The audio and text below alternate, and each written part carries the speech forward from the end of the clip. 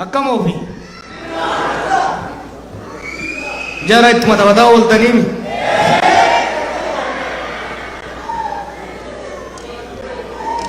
هند درا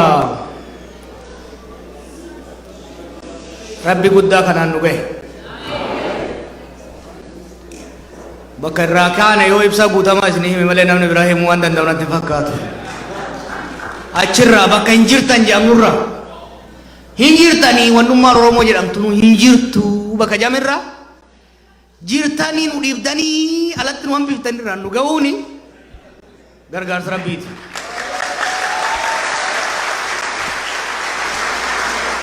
واي ديغارو واي دي فرنجيلة نبو متتا فتيف وابوسا جدا مرارا قدنا نولين جرا كنت تبت تندوم نه عربا كيساني كنا نندوم نبيدا عرب نكيني مرامد دوم نمالي كوبا نما جلال كم نبيدا لقيفدا أكار رئيسين جلال كوبا إسان كابان سنتي और मजला कुबा कामने सोंते हैं कुमने के न्या माकलाउ तिराचरा में नूराचरा में दसगे न्या येचू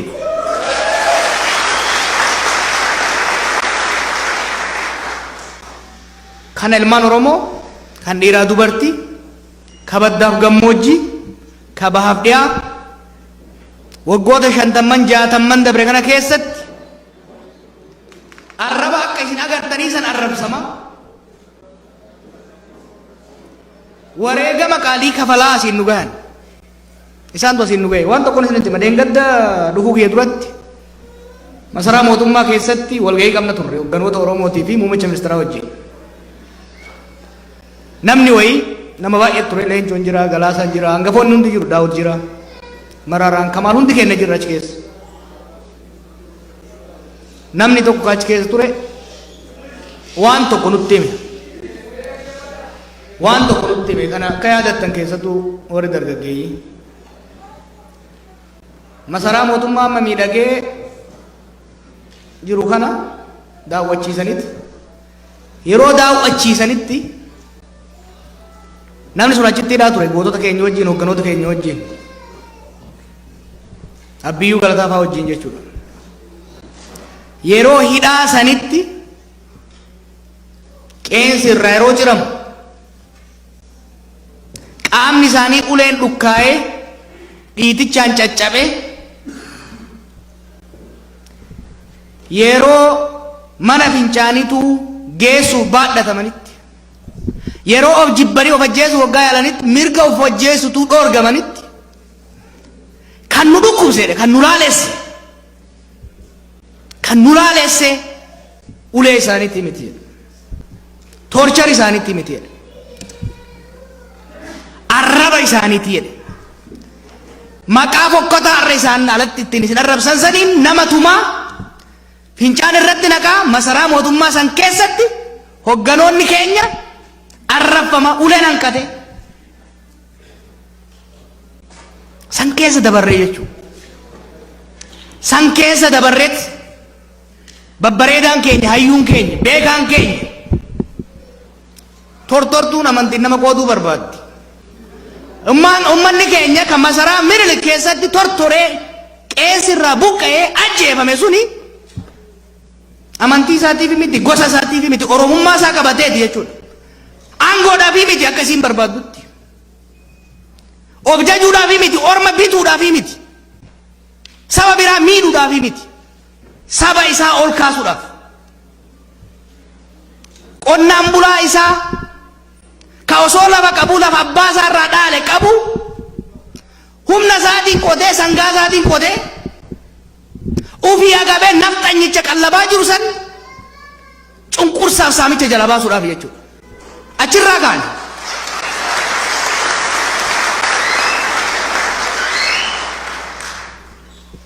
yeroo alatti isin arrabsan nan aaran seenaa nan boona nan gammada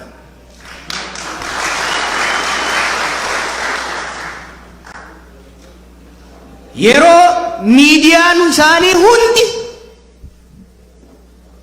jawaar jee seexana na fakkeessu naaru bar nan boona or nan boona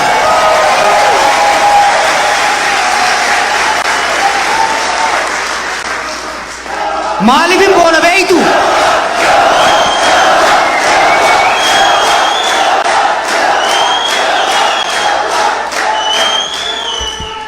Maalifin boona beeytu? Maalifin boona beeytu? Maalifin boona beeytu? As garagala maalifin boona beeytu? Wannin boonuuf waan footoon kiyya magaazina irratti baheefi miti. Wannin boonuuf waan maqaan kiyya addunyaa irratti ol ga'eefi miti. Wannin boonuuf Oromoon isaan tuffatan sun ka isaan awwaalan sun leenca ta'ee sodaachisa.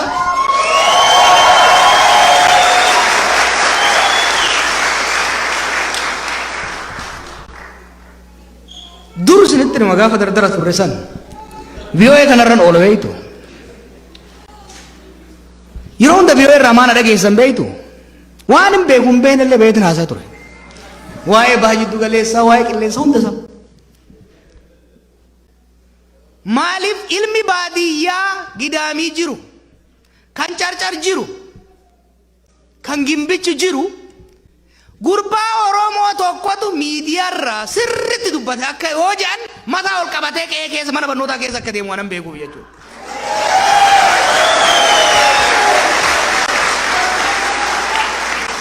Kanaaf har'a yeroo itti boonnu malee yeroo itti boonyu keessa hin jirru. Yeroo immoo boonnee itti uf dagannu keessas hin jirru jechuudha. Yeroo kana keessatti yeroo yaalii dhumaa, the last attempt, mark my word. Marsaan tun marsaa dhumaati amma wadunu yaaltu. Baay'ee yaaltee jirti. Jaarsi kun maannoo Itoophiyaawii jedhee barsiisuu yaale inni didee galuufi dide. Amma garuu galaaf gara fuuldura akkamitti galaaf? Injifannoo keenya cimsaa yoo deemne, injifannoo keenya cimsuudhaaf tokkummaadhaan yoo deemne, isinitti immoo warri isaan mo'atu sheekotaaf qeessota kana. Gaafa sheekonni fi qeessonni keenya mataa ol jala qabatanii sheeni bataskaanatti dhufe tokkummaa Oromoo labse, obboleessaa kiristaanaaf jaalala agarsiise. Hoggaa qeessiin keenya masgiida dhaqee dhukkubsataa muslimaa wallaane gargaare. Akka amma gartan kanatti namni keenya cimaa deemu. Waggoota muraasa dura waa jechaa ture. Tokko ka duula natti kaase. Ilmaan Oromoo nama shanis yoo jiraattan bataskaana mataa keessanii dhaabbadhaa. Masgida mataa keessanii dhaabbadhaa jechaa ture. San kan jechaa turre. San kan jechaa turre. Ummata kiristaanaa qoqqooduufi miti. Ummata islaamaa qoqqooduufi miti. Yoo oftaan waltaan yoo waltaan addunyaa fi akhiratti illee tolan jee waan nama nuufi. Fakkeenya tokkoon isin agarsiisa. Har'a duula guddaa godhanii bakka hedduudha waggaa cufsiisu yaalanitti odoo bataskaana kana qabaachuu baanne maal ta'a sila? Eessatti sila salphanne?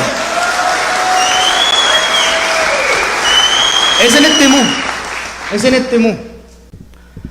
Hoteela interkontinentaalii guddaa kamirra, yuunivarsiitii guddaa kamirra, galma gurguddaa kamirra, konvenshin seenterii guddaarra bataskaanuma xiqqaa kenna kana nuu ta'e dhumarratti jechuu gaafa rakkanneetti.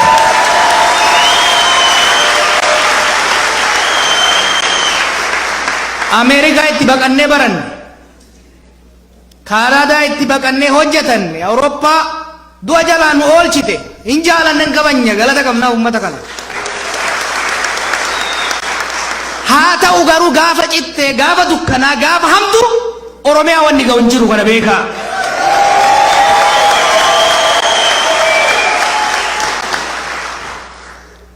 Bararaa ooli allaattii duuti lafa jala. Oromoon kun yoo agartan yeroo tokko tokko nan ajaa'iba. Waggaa 40 Ameerikaa taa'eet ka gaafa tokko biyya hin dhaqin gaafa du'u garuu biyyatti na ergaa jee dhaammata jechuudha. Biyya ofii wanni ga'u hin jiru jechuudha. Waan ofii wanni ga'u hin jiru jechuudha. Nama ofii wanni ga'u hin jiru.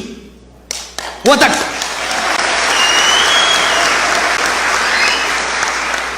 Duulli amma godhamaa jiru kuni duula dogongora keenya nu qaawwa ofitti banne kan amanuun barbaachisaadha. Qabsoofnee sirna wayyaanee nurratti dhaddoo dhaatee waggaa 150 nu bulchuu barbaadu taraatii jee qophaayaa jiru ifirraa buufne biyya nama hundaa bilisa taate jaarra jennee carraayi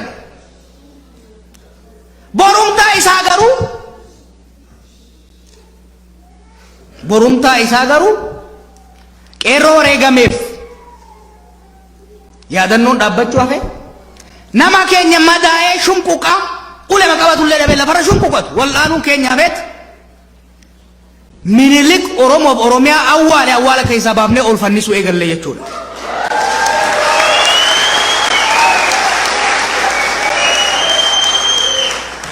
Jibba namichaati miti. Gaafa Taaddasaa Birruu gorsi faarsinu goonni akka Taaddasaa Birruu keessaa ba'uufi.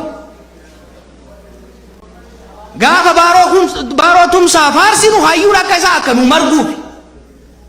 Gaafa Minilik faarsinu diinni akka isaa akka nutti biqiluufi jechuudha. Har'a ani naftanyaadha kan jedhu. Har'a maqaa bokkuudhaan Adaamaa keessatti dirree dhawaa keessatti kan arrabsu Minilik nuti reeffaa baafnee ol baafnee masaraa mootummaa ol keenya kan biraatti miti kana beekaa.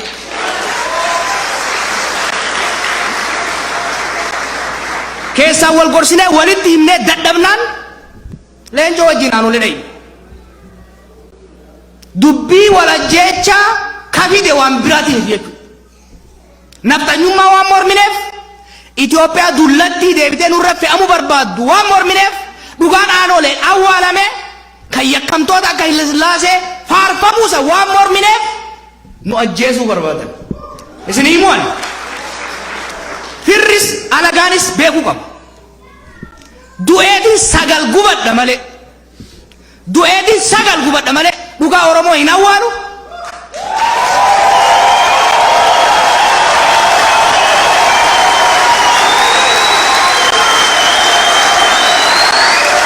Du'uu qofaa miti.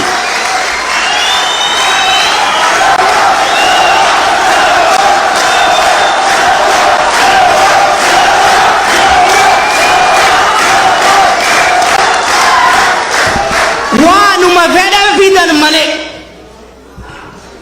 biyya walii ijaarrachuu barbaanne, wal kabajuu barbaanne, ollummaan jiraachuu barbaanne, akka jarri keenya jedhutti hammachuu barbaanne, qoree waraanamaa hammachuu hin barbaanne.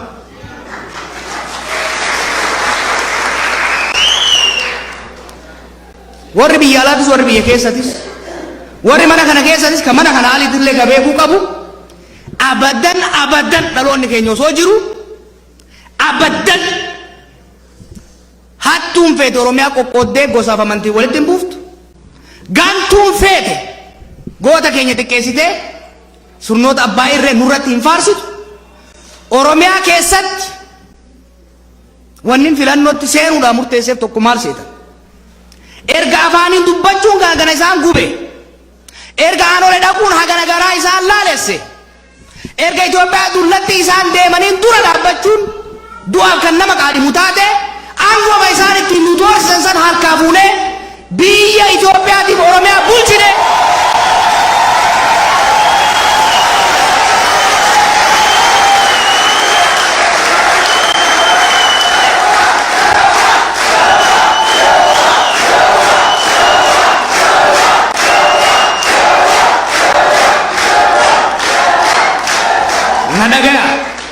Walaa dhageenyu dhagaya.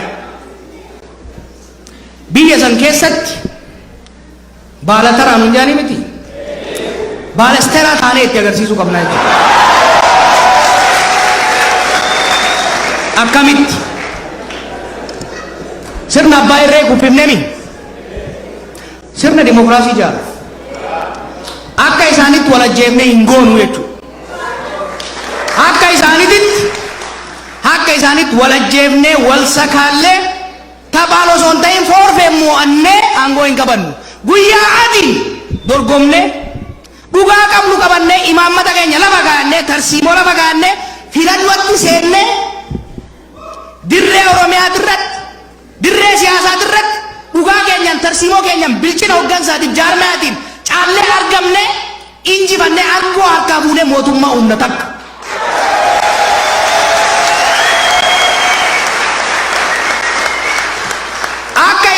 سينا كجباتي سيرة جلتا ساميشات بيجي مولشن بكبوات أمتا هيرا سيران dorgonni faabilisaatiin quba ummataatiin ol baay'eetti gargaaramne heeraaf seera akka gadaatitti Oromiyaa keessatti kan Oromoon tumatu bakka bu'aan Oromoo tumatu Itoophiyaa keessatti kan sabaaf sablammiin tumatu gadi keenye Itoophiyaa isaa waggaa 150 gamanaan fottoo isaa garasiin fottoo isaa addunyaa irratti maqaa isii xureessaa turan tana yoo waliin jiraanne jan jechuudha tolchinee itti agarsiisa. Listen. Yeroon kun yeroo itti orma jala fiignu miti yeroo itti of taanee waan taane itti agarsiifnu baalesteraa taan hoggaan hin jiru tokkummaan keenya shakkiin hin jiru garuu hoggansi Oromoo Oromiyaa yeroon itti ummata Oromoo maqaa ol kaasu yeroon itti Oromoo Oromiyaa qofa osoo hin ta'in saboota olla warra isaan keessaa ba'anii jedhanii maqaa balleessan kanas dabalatee jechuudha. Sirna federaalizimii dhugaa gadi dhaabnee irratti deemuun baay'ee barbaachisaadha. Waan takka of hin shakkina. Olola isaanii hin dhaga'ina. Nuyi ilmaan bagrii saphalooti. Aalima guddaa hayyuu seenaaf afaanii. Nuti dhaaltota guddinaa tumsaati. Hayyuu amantii guddaa qabsaa'aa gameessa qabsoo Oromoo jechuudha. Tokkummaan teenya seenaa kijibaa warra Solomoonik daayinaastii irratti hin ijaaramne. Seenaan teenya kaleessa barreeffamte bara. Tokkummaan teenya tokkummaa kijibaa irratti miti. Tokkummaa afaan qawween ijaaramte osoo hin ta'in tokkummaa dhugaaf dhiiga Oromoo irraa ol biqilte jechuudha. Kanaaf wanni nu waan isinitti dhaamuu barbaadu. Filannoo kanatti deemna. Shakkii akka qabdan nan beeka. Hinatti hinac barabbarti abadan hin danda'amu. Biyyatti gallee callifnee jimaa cafaqataan turre beeka. Uummata keenya ijaarreera.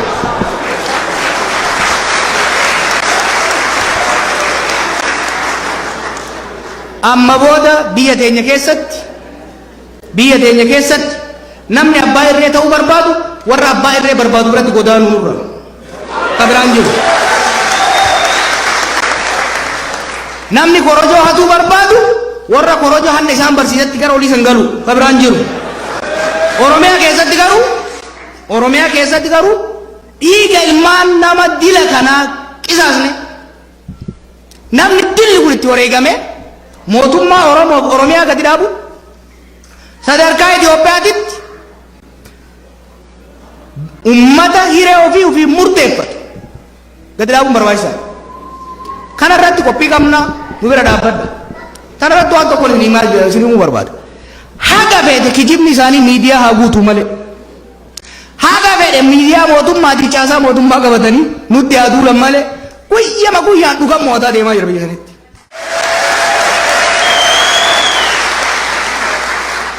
Itti aansee warra alatti hafeefin afaan kaanii waa jedha. በስተመጨረሻም እዚህ ውስጥ ሆናችሁ ቋንቋውን ለማትችሉት ወይ ደግሞ ውጪ ላላችሁት መልእክት ማስተላለፍ ፈልጋለሁ። መልእክቴን አጠርላለሁ። በዚህ ሀገር ይቅርና በእኛም ሀገር ባደግንበትም ባህል የማይቀበሉትን ሐሳብ የማንቀበለውን ሐሳብ መተቸት፣ መቃወም፣ መጋፈጥ መብት ነው። ከመብትም ያለፈ ግዴታ ነው። ስለዚህ በዚህም ከተማ ሆነ በሌላ ከተማ ለተቃውሞ የወጣችሁ መብታችሁ ብቻ ሳይሆን እኮራባችኋለሁ።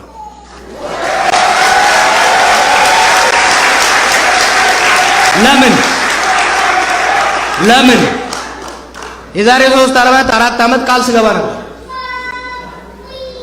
የኛ ትግል ራሳችንን ብቻ ነፃ ለማውጣት ሳይሆን የሀገራችንን ህዝቦች ነፃ ለማውጣት ነው። የታገልነው እኛ ተናግረን ሌላውን አፉን ለመሸበብ አይደለም።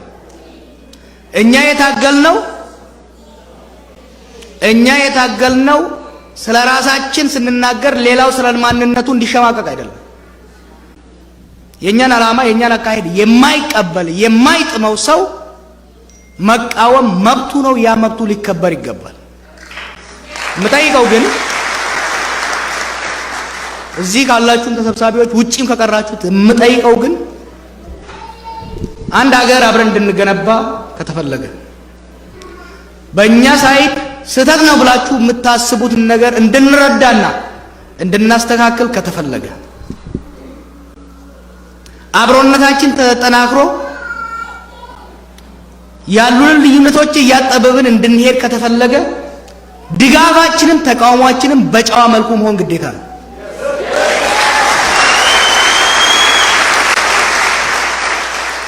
በጨዋ መልኩ ከቀረባችሁን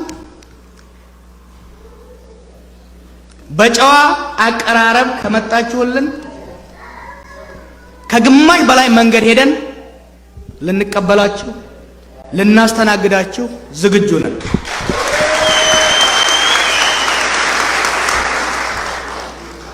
የህዝባችንን ስም በሚያጎድፍ መልኩ የህዝባችን አንድነት በሚሸረሽር ለመሸርሸር በሚሞክር መልኩ ጀግኖቻችንን በሚያጠለሽ መልኩ ከመጣችሁ ግን ከባሌ ጋር ወርደን አንባልግም።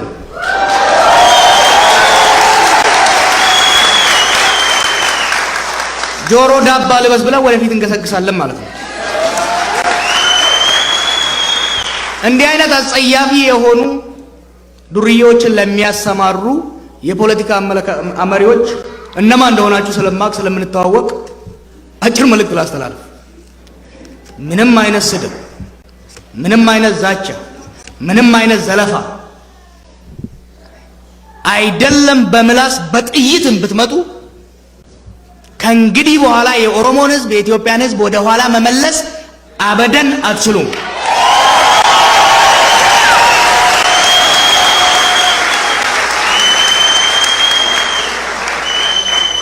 ይሄንን ስል ለተላቀረርቶ አይደለም።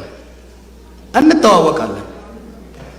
ምን እንደሰራን ምን መስራት እንደምንችል በደንብ ስለምንተዋወቅ በረብሻ በመበጥበጥ በመሳደብ በመግደል ህዝባችን የራሱን መንግስት የመመስረት ዓላማውን ለማጨናገፍ በምርጫና በውድድር አሸናፊ የሆነው ሐሳብና ፓርቲ እንዳይለይ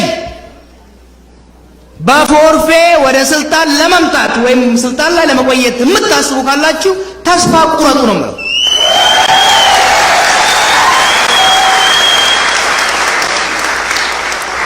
ማንም ተጨረጨረ ማንም አጭበረበረ የሚመጣው ምርጫ ላይ እንሳተፋለን፣ እናደራጃለን። በምታውቁት መሰረት ደግሞ በስትራቴጂ እንመራለን፣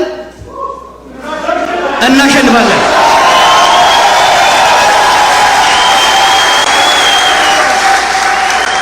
ምክር አለኝ፣ ብራዘርሊ አድቫይስ።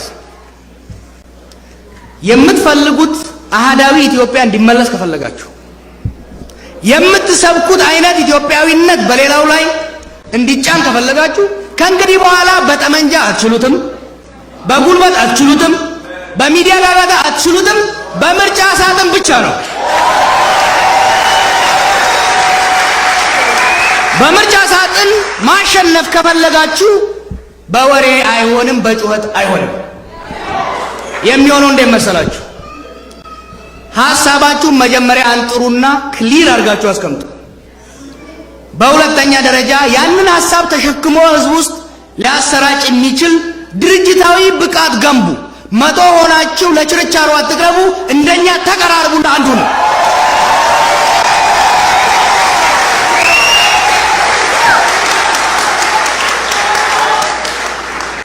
ልንገራችሁ፣ አሁን ችግራችንን ልንገራችሁ። ኢትዮጵያ እያለ አንድነት እያለ ለሚለፍፈው ቡድን ሄደን የምናናግረው የምንደራደርበት ድርጅትና ግለሰብ እንኳን የሌለበት የተዘበራረቀ የተበታተነ ኃይል ነው።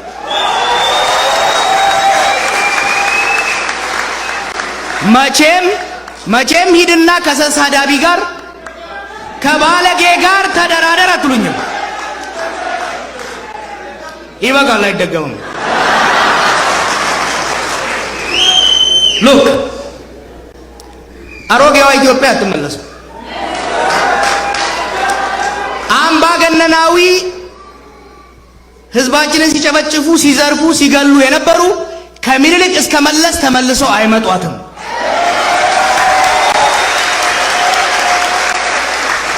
የዘራፊዎች፣ የአፋኞች፣ የገዳዮች ስርዓት ከነፍጠኛው እስከ ወያኔው ተመልሰው ኢትዮጵያ ላይ አይነክሷትም። ወደፊት ግን አብረን መራመድ እንችላለን።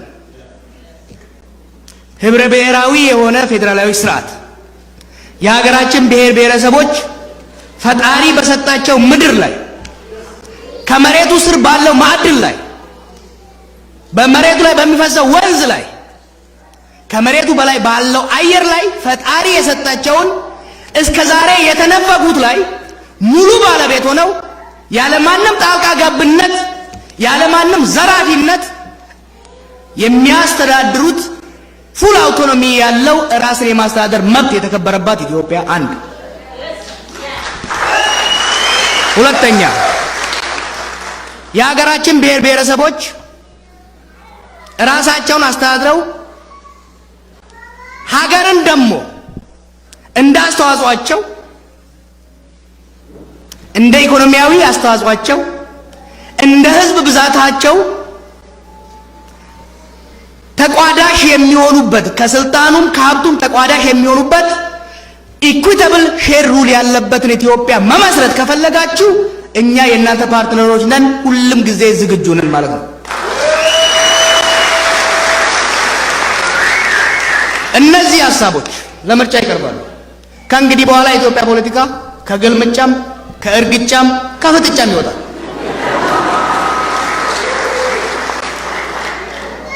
ባለ ጊዜ ከተባል ባለ ከተራ ከመባላችን ካልቀረ የኛ ተራ ምን እንደሚመስል ማሳየት ዝግጁ ነን።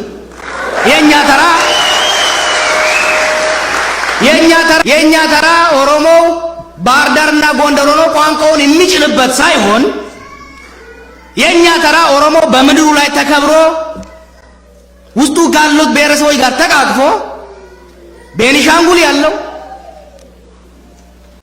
ጭልጋ ያለው ትግራይ ያለው በዚሁ መልኩ ራሱን ችሎ እኔ አውቅልሃለሁ እኔ የቀቀልኩት ይጣፍጣል አንተ የተቀቀልከው ይመራል በሚል ህሳቤ ሳይሆን ተቻችለን ተከባብረን በምርጫ ሐሳባችን እጩአችንን አዘጋጅተን መሰል ሐሳብ ካላቸው የፌዴራሊስት ኃይሎች ጋር ተቆራኝተን ምርጫውን አሸንፈን ህገ መንግስቱን ለሬፈረንደም አቅርበን አጸድቀን አብዛኛውና አብላጫው ኢትዮጵያዊ የሚወደውን የሚደግፈውን ስርዓት አንግሰን የኛ ተራ የኦሮሞ ተራ ሳይሆን የሁሉም ኢትዮጵያዊ ተራ መሆኑን ለማሳየት ዝግጁ ነን።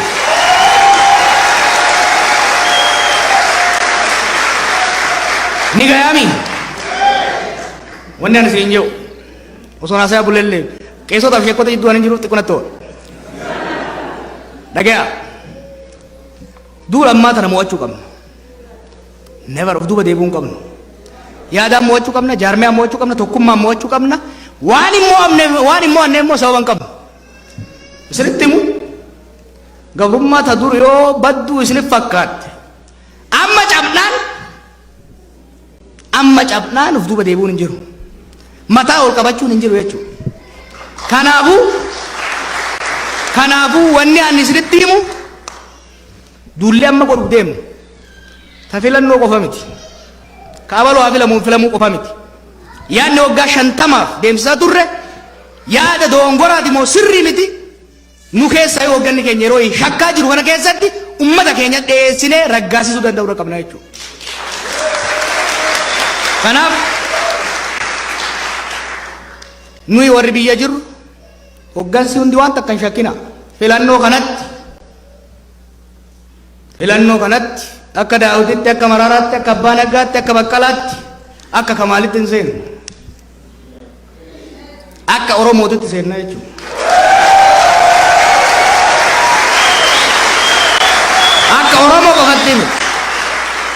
Akka oromoo qofatti miti ummatan wajjin hadhaa gabrummaa jala ture ummatan wajjin dhiitamaa ture tuffatamaa ture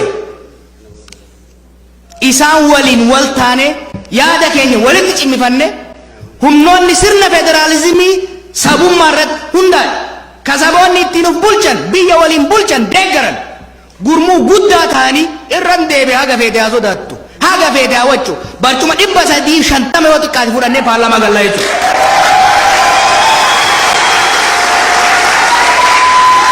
Sambooda akka isaanii afaan qawweetiin arraba fokkuudhaan osoo hin ta'in dumucaa mana paarlaamaa jiru saniin itti gadi murree biyya bulchinaa jechuun seera feeran.